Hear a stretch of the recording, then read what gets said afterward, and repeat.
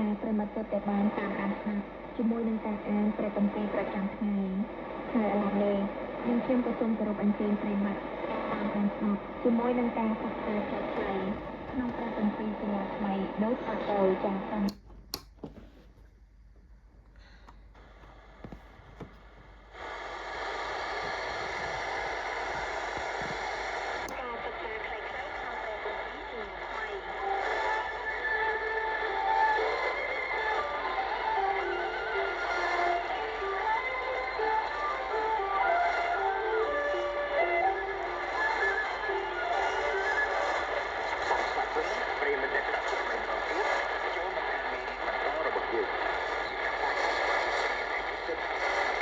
អ្នកចូលមកខាងខាងខាងទីទីម្ដងមួយកាន់ម្ដងមួយកាន់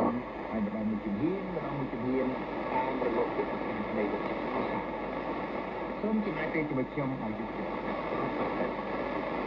ក្នុងដំណើរសិក្សាកាន់គម្ពីរនៅលោកម៉ាថាយមេរៀនទី14បាត់គម្ពីរយោងម៉ាថាយចំពោះ18ខាងនោះនៅខាងផ្លូវទៅកាន់ក្រុងជួយឲ្យជាយើងបានអានតាមនៅពេលដែលខ្ញុំបង្រៀនថាអ្នកណាដែលច្បាប់មានទំនាក់ទំនងជាមួយពុទ្ធសាសនានិងអំពីការទៅប្រមាណនោះនឹងបានដូចជាពុទ្ធតែនោះដែរព្រះម្ចាស់ស្រឡាញ់គ្នាគ្នាព្រះប្រមានជាពូនដែលជួយឲ្យពុទ្ធជាទីឬនោះឲ្យជាទីប្រព្រឹត្តអំពើបាប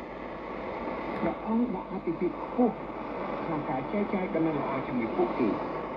ព្រះអង្គបានអំពីក្មេង